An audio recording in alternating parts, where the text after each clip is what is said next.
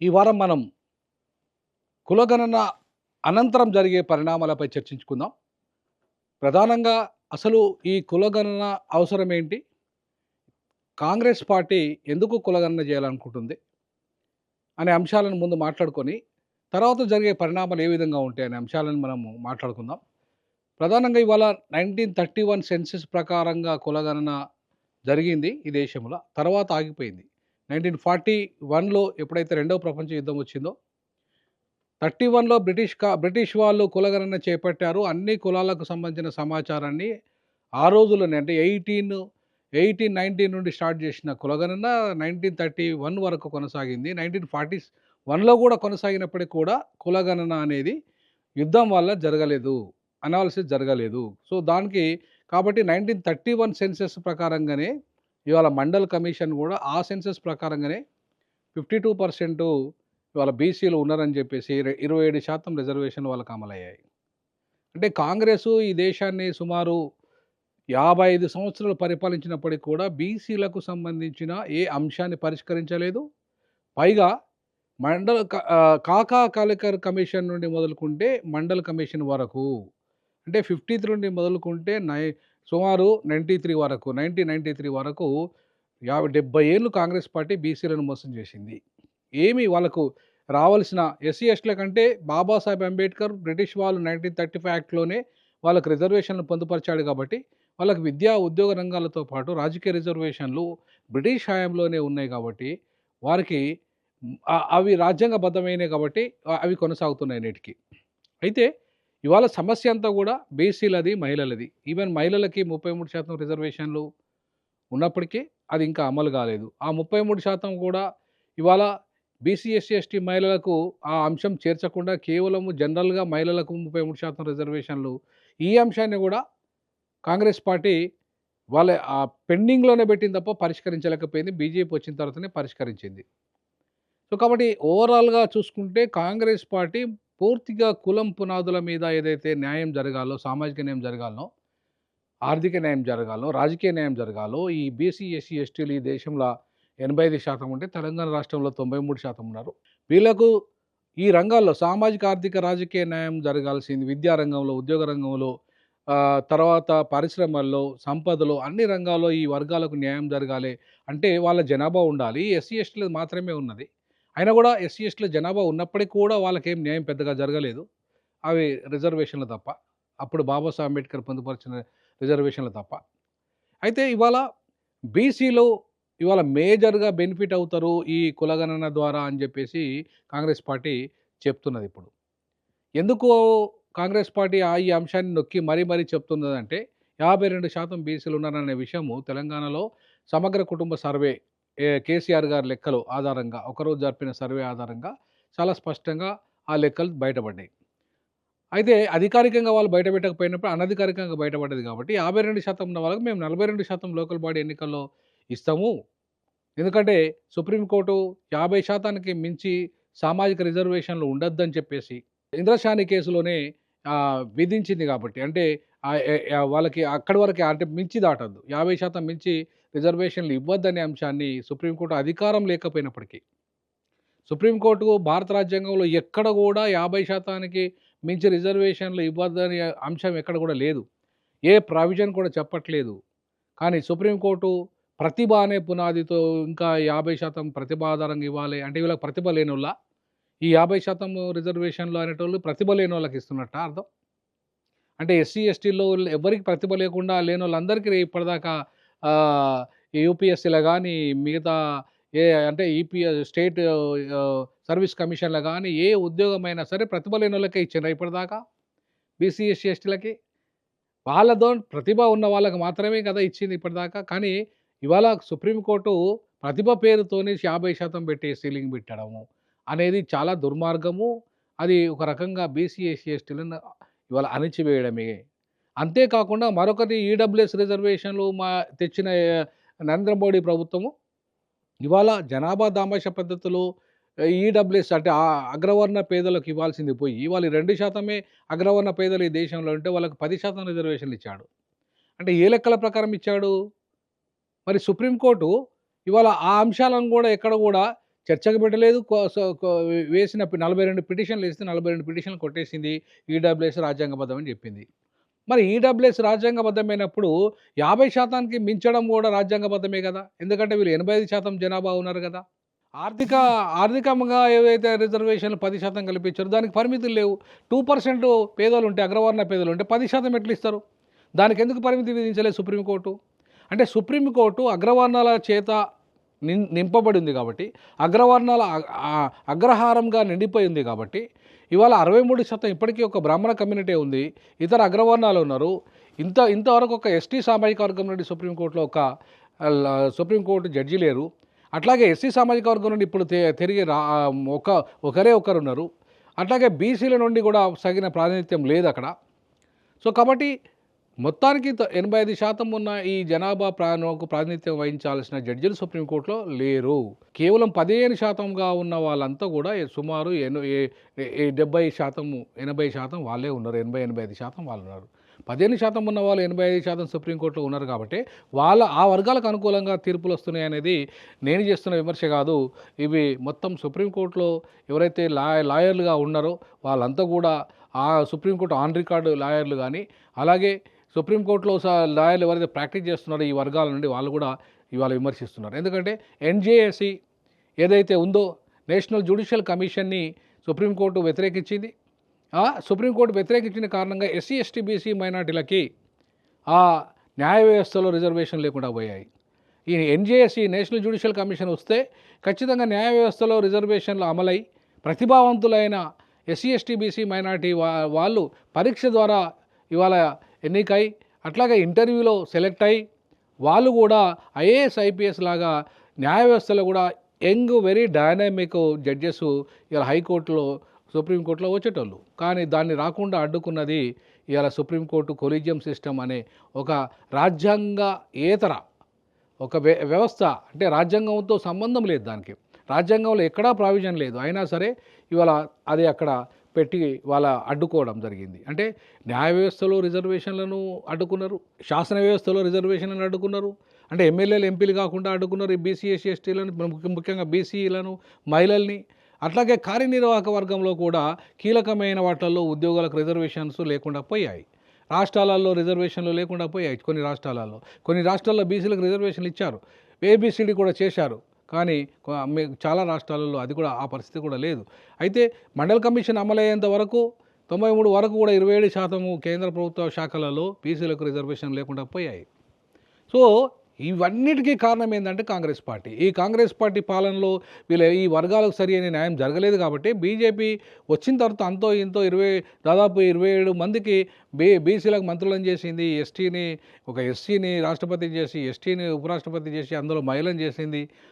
ఇవాళ ఆదివాసీ మహిళలకు రాష్ట్రపతి చేయడము, తర్వాత ఈ కింది కులాలకు చాలా అవకాశాలు ఇవ్వడం ఇవాళ మతం పునాదిగా బీజేపీ పరిపాలన చేస్తున్నప్పటికీ కూడా బట్ సామాజిక న్యాయాన్ని ఎక్కువగా అందించడంలో కాంగ్రెస్ పార్టీ 60 ఏళ్ళు దగ్గర పరిపాలించినప్పటికీ చేయని సామాజిక న్యాయాన్ని వాళ్ళు 10 ఏళ్లలో అమలు చేశారు కాబట్టి చాలా రాష్ట్రాలలో బీజేపీకి ఈ బడుగు బలహీన వర్గాలు అధికారాన్ని అప్పచెప్పారు. సో దీన్ని దెబ్బకొట్టాలంటే, ఈ వర్గాలను దగ్గర తీసుకోవాలంటే ఏం చేయాలని చెప్పేసి కాంగ్రెస్ పార్టీ ఆలోచించిన క్రమంలోనే 10 ఏళ్ళు పోయి మూడోసారి కూడా 2 సార్లు అధికారం పోయి మూడోసారి కూడా బీజేపీకి అధికారం రావడానికి కారణం ఏంటంటే సోషల్ ఇంజనీరింగ్. అంటే ఈ కింది కులాలకి అవకాశాలను ఇవ్వడం, వాళ్ళను ముఖ్యమంత్రులను చేయడం, వాళ్ళను రాష్ట్రపతులను చేయడం, వాళ్ళను కేంద్ర మంత్రులను చేయడం, మంత్రివర్గంలో సముచిత స్థానం ఇవ్వడం, ఒక బీసీ అని చెప్పుకుంటున్న ప్రధానమంత్రి ఉండడం, ఇవన్నీ కూడా బీజేపీకి చాలా కూడా అనుకూలంగా మారినాయి. చాలా రాష్ట్రాల్లో, 3 రాష్ట్రాలు తప్ప మిగతా రాష్ట్రాల్లో బీజేపీ అధికారం రావడం, కేంద్రంలో మూడోసారి అధికారం రావడం, తట్టుకోలేని కాంగ్రెస్ పార్టీ పూర్తిగా అగ్రవర్ణాలు, ఆ బ్రాహ్మణుల చేతనే కంప్లీట్గా ఉన్న కాంగ్రెస్ పార్టీలో ఇలా సంపన్న వర్గాల ఓట్లు కేవలం 15% ఉన్నాయి కాబట్టి అవి ఎక్కడ సరిపోవు. ఆ సంపన్న వర్గాలు కాస్త బీజేపీ వైపే మొగ్గు చూపుతున్నాయి. కాబట్టి ఎందుకంటే ఈడబ్ల్యూఎస్ రిజర్వేషన్ ఇచ్చినాక వాళ్ళంతా బీజేపీ వైపు వెళ్ళిపోయారు కాబట్టి సంపన్న వర్గాలు కూడా కాంగ్రెస్తో లేరు. బీసీలు కాంగ్రెస్తో లేకుండా పోయారు, మైనార్టీలు కాంగ్రెస్తో లేకుండా పోయారు. ఎస్సీ, ఎస్టీలు సాంప్రదాయ ఓట్లు ఏవైతే ఉన్నాయో మైనార్టీల ఓట్లు కూడా వాళ్ళకు దూరం అయిపోయినాయి. ఎందుకంటే వివిధ రాష్ట్రాల్లో వాళ్ళకి అవకాశాలు కల్పిస్తున్నాయి ఆయా రాష్ట్రాల్లో ఉన్న ప్రాంతీయ పార్టీలు. కాబట్టి ఈ రకంగా తెలంగాణ రాష్ట్రంలో కూడా ప్రాంతీయ పార్టీ 10 ఏళ్ళు పరిపాలన చేసింది ఈ ఏదైతే కాంగ్రెస్ సాంప్రదాయ ఓటు బ్యాంక్ అంతా కూడా బీఆర్ఎస్ వైపు వెళ్ళిపోయిన కారణంగా. సో కాబట్టి ఇవాళ దిక్కుతోచని పరిస్థితి కాంగ్రెస్ పార్టీకి ఏర్పడ్డది ఈ దేశంలో, ఈ రాష్ట్రంలో కూడా. ఎట్లా ఏం చేయాలి, ఏం చేస్తే మళ్ళీ అధికారాన్ని ఈ దేశంలో ఈ రాష్ట్రాలలో ఇవాళ సంపాదించుకోవచ్చు అంటే వాళ్ళకు కులగణన ఒక్కటే మార్గం అయిపోయింది. ఇవాళ కులగణన చేస్తే తప్ప వాళ్ళకు అధికారం వచ్చే అవకాశం లేదు. ఈ కింది వర్గాలకి వాళ్ళ దగ్గర తీసుకునే అవకాశం లేదు. ఎందుకంటే కులగణన ఏ పీడిత జాతులు అయితే ఉన్నాయో, 52% ఉన్న బీసీలు కానీ, 22% ఉన్న ఎస్సీలు కానీ, అలాగే 12% ఉన్న ఎస్టీలు కానీ, 10% ఉన్న మైనార్టీలు కానీ, వీళ్ళంతా కూడా కలుపుకుంటే తెలంగాణలో 93% ఉన్నారు. 93%కి సంబంధించిన ఈ వర్గాలకి ఇవాళ దగ్గర తీసుకోవాలంటే కులగణన పేరుతోని వీళ్ళకి విద్యా ఉద్యోగ రంగాల్లో, రాజకీయ రంగాల్లో ప్రాతినిధ్యం పెంచుతాము, రిజర్వేషన్ల శాతాన్ని పెంచుతాము, అట్లాగే ఉపాధి అవకాశాలు పెంచుతాము, విద్యా అవకాశాలు పెంచుతాము, బడ్జెట్ని పెంచుతాము అనే హామీలు ఇస్తూ ఇవాళ ఎవరైతే కాంగ్రెస్ పార్టీ ఇవాళ వాళ్ళకి ఈ తాయిలాల పేరు మీద ఒకవైపు 6 గ్యారెంటీలు 400 హామీలు ఇస్తూనే వాటన్నిటికంటే ఎక్కువ ప్రభావితం చేయగలిగేది కులగణన. కాబట్టి కులగణన అనేది ఇవాళ వాళ్ళకు ఒక పెద్ద వజ్రాయుధంగా మారిపోయింది అధికారం సాధించడానికి. సో కాబట్టి కులగణన ఇప్పుడు చేసిన తర్వాత ఏం చేయగలుగుతుంది, కులగణన చేసిన తర్వాత ఏం చేయగలుగుతుంది? సో మొన్నటిదాకా డెడికేషన్ కమిషన్ లేదు, కానీ ఇప్పుడు డెడికేషన్ కమిషన్ ఏర్పాటైంది. సో కాబట్టి చట్టబద్ధత అనేది ఇవాళ ఆ కమిషను ద్వారా జనాభా లెక్కలకు చట్టబద్ధత వస్తుంది. ఈవెన్ చట్టబద్ధత వచ్చినప్పటికీ కూడా దాన్ని కేంద్రం ఆమోదించాలి. ఏ చట్టం చేసినా సరే వీళ్ళు ఎస్సీ ఎస్టీలకు ఒకవేళ జనాభా ప్రకారంగా రిజర్వేషన్లు పెంచినా మళ్ళీ దాన్ని కేంద్రం ఆమోదించాలి. బీసీలకు రిజర్వేషన్లు పెంచినా దాన్ని కేంద్రం ఆమోదించాలి. అట్లాగే 42% లోకల్ బాడీలో పెంచి ఎన్నికలు పోయి వాళ్ళు పెంచినా సరే చివరికి ఈ అమెండ్మెంట్ 42%కి ఎందుకు పరిమితం కావాలి? ఇప్పుడు బీహార్లో 63%గా ఉన్నదని చెప్పి బీహార్ లెక్కల తర్వాత తేలింది. మరి నువ్వు 42%కి ఎందుకు పరిమితం అవుతున్నావు? ఆల్రెడీ కేసీఆర్ లెక్కల ప్రకారం మళ్ళీ 52% తేలినాక నువ్వు 42% ఎందుకు ఇవ్వాలి వీళ్ళకి? అంటే సామాజిక రిజర్వేషన్లు 50% మించొద్దని చెప్పేసి నువ్వు ఇవాళ దాని ఆధారంగా చేసుకొని మొన్న 23%కే పరిమితం చేసిండు కేసీఆర్. ఇది తప్పు. కేసీఆర్ 10 ఏళ్ళు బీసీలను మోసం చేసిండు, 23%కి తగ్గించాడు దాన్ని. కానీ ఇవాళ కేసీఆర్ దగ్గర ఉన్న సమగ్ర సర్వేని కనుక ఆయన ఒక కమిషన్ ద్వారా ఆమోదింపజేసేసి దాన్ని చట్టబద్ధత తీసుకొస్తే ఖచ్చితంగా కేసీఆర్ను బీసీలు నమ్మేటోళ్ళు తర్వాత పెరిగిన జనాభాకు అనుకూలంగా ఎస్సీ ఎస్టీలకు పెంచుతానని చెప్పిన రిజర్వేషన్లు అది పెంచకపోయేసరికి ఇలా కేసీఆర్కు దెబ్బ పడ్డది. సో కేసీఆర్ను దెబ్బ కొట్టిందంతా కూడా ఈ 93% ఉన్న బీసీ ఎస్సీ ఎస్టీలే. కాబట్టి ఆ ఓటు అంతా కూడా కాంగ్రెస్ వైపు మళ్ళీనే కాబట్టి కాంగ్రెస్కి అధికారం అప్పచెప్పింది. కాకపోతే కేసీఆర్కు కాంగ్రెస్కు మధ్యలో కేవలం 1.85% ఓటు బ్యాంక్కి మాత్రమే తేడా ఉంది. అది మాత్రమే తేడా ఉంది. కాబట్టి భవిష్యత్తులో రేవంత్ రెడ్డి మళ్ళీ రెండవసారి ముఖ్యమంత్రి కావాలంటే అది అసాధ్యమయ్యే పని. కాబట్టి ఖచ్చితంగా దానికి పెద్ద ఒక రాజకీయ ఎజెండా అంటే పెద్ద మంత్రం చెప్తే తప్ప ఇవాళ మళ్ళీ అధికారం కాంగ్రెస్కి వచ్చేది కల. కాబట్టి ఆ మంత్రదండమే ఇవాళ రాజకీయ మంత్రదండమే కులగణన. సో ఈ రాజకీయ మంత్రదండం కులగణన ద్వారా ఇవాళ మళ్ళీ అధికారాన్ని సాధించే దిశగా అడుగులు వేయాలంటే వాళ్ళను ఊరించాలి, ఈ వర్గాలను ఊరించాలి. మేము మళ్ళీ మీకు రిజర్వేషన్లు పెంచుతాము, మీకు బడ్జెట్ పెంచుతాము, మీకు పథకాలు పెంచుతాము, ఉన్న 6 గ్యారెంటీలను అమలు చేస్తాము, అట్లాగే మీకు పెరిగిన జనాభా కరకంగా పెంచుతామని చెప్పేసి ఏ డిక్లరేషన్స్ అయితే SCB declaration, BC declaration, minority declaration ఇవన్నీ చేశారో, దళిత డిక్లరేషన్ చేశారో, ఆ డిక్లరేషన్స్ అన్నింటినీ రేపు అమలు చేయాలంటే వాళ్ళ దగ్గర డాటా ఉండాలి. ఆ డాటా ఎక్కడికి వెళ్ళి రావాలి? కులగణనతో మాత్రమే సాధ్యమవుతుంది. సో కులగణన ఉంటే తప్ప ఈ డాటాను అమలు చేయలేరు, వీళ్ళు ఇచ్చిన డిక్లరేషన్స్ అమలు చేయలేరు. సో కాబట్టి ఇవాళ అనివార్యంగా తెలంగాణలో ఒక భారతదేశానికి ఒక ఎక్స్పెరిమెంట్ మోడల్గా అంటే ఒక ప్రయోగాత్మక మోడల్గా ఇవాళ తెలంగాణని వాళ్ళు తీసుకుంటున్నారు.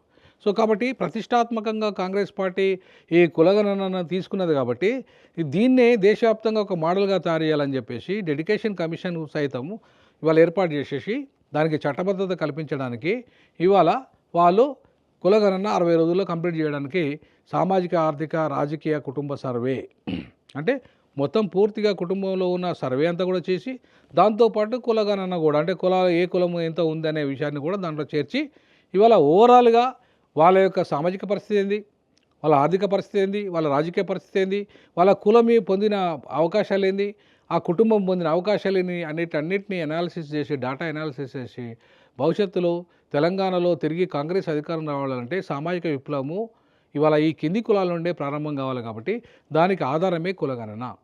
సో కులగణన చేసిన తర్వాత మరి వీళ్ళు చేసే చట్టంకి ఏమైనా చట్టబద్ధత ఉంటుందా అంటే ఉండే అవకాశం ఉంటుంది. ఎప్పుడు ఉంటుంది అంటే 9th షెడ్యూల్లో చేర్చినప్పుడు మాత్రమే ఉంటుంది. ఎట్లయితే స్టాలిన్ ప్రభుత్వము తమిళనాడులో 69% రిజర్వేషన్లు అమలు చేస్తూ కూడా ఆయన 9th షెడ్యూల్లో పెట్టి ఇవాళ ఎక్కడ కూడా ఏ కోర్టులు కూడా ఛాలెంజ్ చేయకుండా 9th షెడ్యూల్లో పెట్టడం వల్ల ఇవాళ అక్కడ తమిళనాడు ప్రభుత్వంలో ఇవాళ ద్రవిడ మోడల్ ఆఫ్ డెవలప్మెంట్లో అంటే సామాజిక న్యాయం ఎజెండాగా తమిళనాడులో మాత్రమే ఈ దేశంలో ఒక మోడల్గా ఉంది. ఆ తమిళనాడులో ఇవాళ ఆ తమిళ మోడల్ ఏదైతే ఉందో, స్టాలిన్ మోడల్ ఏదైతే ఉందో, సామాజిక న్యాయం పునాదిగా ఇవాళ తెలంగాణలో కాంగ్రెస్ పార్టీ కనుక అమలు చేయగలిగితే దేశమంతా ఈ మోడల్ని కాంగ్రెస్ పార్టీ పెట్టడానికి ఆస్కారం ఉంది. ఏ 6 గ్యారెంటీల పథకాలు ఉన్నాయో ఆ పథకాలు ఇవాళ ప్రజలకు నిజంగానే చేరువైతే, బడ్జెట్ను ఆల్టర్నేటివ్ బడ్జెట్ క్రియేట్ చేయగలిగితే, ప్రజలకు అందించగలిగితే కొంత ఇవాళ ఎట్టి పరిస్థితుల్లో కొంత మార్పు వచ్చే అవకాశం ఉంది. పేదలకు డబ్బు అందే అవకాశం ఉంది. పేదలకు ఈ పథకాలు వచ్చే అవకాశం ఉంది. సో కాబట్టి ఇవన్నీ చేస్తారా? మరి ఇప్పుడు ఎంపీలు ఇవ్వని వాళ్ళు బీసీలకు ఎంపీలు ఇవ్వలే, బీసీలకు కార్పొరేషన్ పదవులు ఇవ్వలే, బీసీలకు ఎస్సీ ఎస్టీలకు వాళ్ళ జనాభా ప్రకారంగా అంటే ఎస్సీ ఎస్టీల కంటే వాళ్ళకి ఎట్లాగో రిజర్వేషన్లు, రాజకీయ రిజర్వేషన్లు ఉన్నాయి కాబట్టి వాళ్ళకి ఎమ్మెల్యే సీట్ ఇచ్చారు కొన్ని. బట్ బీసీలకు మైనార్టీలు ఎక్కడ ఇచ్చారు? ఒక మైనార్టీని గెలవనీయలే. ఒక మైనార్టీ ఒక బీసీలో 23 గతంలో బీఆర్ఎస్ ప్రభుత్వంలో 23 మంది ఎమ్మెల్యేలు బీసీలు ఉంటే ఇప్పుడు 19 పడిపోయింది. ఇవాళ అంటే బీసీలు తగ్గినరు, ఎంపీలు తగ్గినరు, ఎమ్మెల్యేలు తగ్గినరు, కార్పొరేషన్ చైర్మన్లు తగ్గినరు, అట్లాగే ముఖ్యమంత్రి పదవి రెడ్లే, కీలకమైన మంత్రుల రెడ్లే. కాబట్టి ఇవాళ మొత్తానికి ఓవరాల్గా ఈ 93% ఉన్న ఎస్సీ ఎస్టీ బీసీ మైనార్టీలకు మంత్రివర్గంలో స్థానం సరిగా లేదు. అలాగే ఎంపీలలో లేదు, ఎమ్మెల్యేలలో అంటే వాళ్ళు బీసీలకు అన్యాయం జరిగింది, మైనార్టీలకు అన్యాయం జరిగింది. అట్లాగే కార్పొరేషన్ చైర్మన్లో తీరనిది అన్యాయం జరిగింది. వీళ్ళందరికీ బడ్జెట్లో వాటా లేదు, సంపదలో వాటా లేదు, పరిశ్రమల్లో వాటా లేదు, విద్యారంగంలో వాటా లేదు, ఉద్యోగ రంగంలో సరైన వాటా లేదు. ఏ రంగంలో చూసినా ఈ 7% ఉన్న అగ్రవర్ణాలే మాత్రమే తెలంగాణలో పూర్తిగా లబ్ధి పొందినరు. వాళ్ళు వెలమ అయినా, రెడ్డి అయినా, తర్వాత కమ్మ అయినా, బ్రాహ్మణ అయినా, లేదంటే ఇతర అగ్రవర్ణాలు ఏవైతే ఉన్నాయో అవన్నీ కూడా ఇవాళ 2% పేదలు ఉంటే 10% అగ్రవర్ణ పేదలకు రిజర్వేషన్లు పొందుతూ ఒకవైపు, మరొక వైపు 32% ఓపెన్ కేటగిరీలో కూడా వీళ్ళే. దానికే జీవో 29 తెచ్చాడు రేవంత్ రెడ్డి.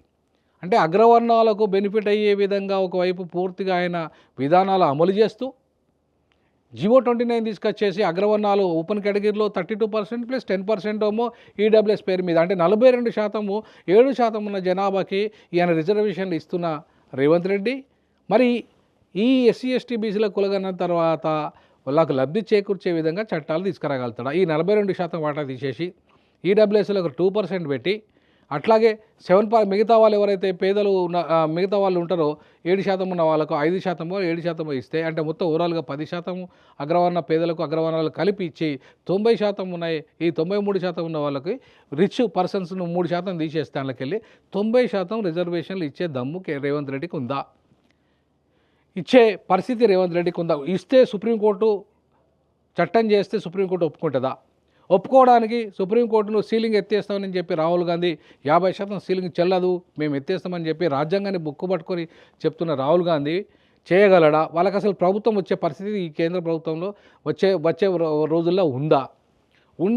ఒకవేళ వస్తే గిస్తే జమిలీ ఎన్నికల్లో కాంగ్రెస్ పార్టీ ఈ ఎజెండాను కనుక బలంగా ముందుకు తీసుకెళ్ళగలిగితే 2027లో జమిలీ ఎన్నికలు జరగబోతున్నాయనే ఒక ప్రచారం జరుగుతున్న క్రమంలో ఈ ఎజెండాను తెలంగాణలో పకడ్బందీగా ఎజెండాను అమలు చేసి అవసరమైతే రేవంత్ రెడ్డి ముఖ్యమంత్రి పదవిని తీసేసి బీసీలకు ముఖ్యమంత్రి పదవి ఇవ్వగలిగితే కాంగ్రెస్ పార్టీ నమ్మే పరిస్థితి ఉంది. అంతేకాకుండా ఈ మొత్తం 93 వర్సెస్ 7గా ఇవాళ కులగణన మారాలి. అంటే 93% పేదలు, బడుగు బలహీన వర్గాలు, 7% అగ్రవర్ణాలు. సో వీళ్ళు బెనిఫిట్ అయిన వాళ్ళకు తీసేసి ఇందులో బెనిఫిట్ కావాల్సిన వర్గాలకంతా కూడా రిజర్వేషన్ల శాతాన్ని పెంచి, బడ్జెట్ శాతాన్ని పెంచి, అంతేకాకుండా విద్యా ఉద్యోగ రంగాలతో పాటు రాజకీయ రంగంలో బీసీలకు వాటా కల్పించి, అట్లాగే మహిళలకు కూడా బీసీ ఎస్సీ ఎస్టీలకు వాటా కల్పించేటట్టుగా మొత్తం సమగ్రంగా రేపు రిజర్వేషన్ ఒక నూతన పాలసీని తీసుకొచ్చి అసెంబ్లీలో తీర్మానం చేసేసి దాన్ని 9th షెడ్యూల్లో పెట్టి భూములు కూడా పంచి పేదలకు పరిశ్రమలు ఇచ్చి భూములు పంచి వాళ్ళకు పెట్టుబడి సాయం ఇచ్చి ఇట్లా అనేక రకాల అభివృద్ధి పథకాలని ఈ కులగణన అనే డేటా ఆధారంగా చేయగలిగితేనే రేపు కాంగ్రెస్ పార్టీ తిరిగి అధికారంలోకి వస్తుంది. లేదంటే ఏ బీజేపీని అయితే అడ్డుకోవాలని ఇవాళ ఆల్టర్నేటివ్గా కులగణన పేరుతో రాజకీయాలు చేస్తుందో అది కేవలము కులగణన జస్ట్ డాటాకే పరిమితమై పూర్తిగా అగ్రవర్ణాల ఆధిపత్యంలోనే ఇవాళ తెలంగాణను పెట్టి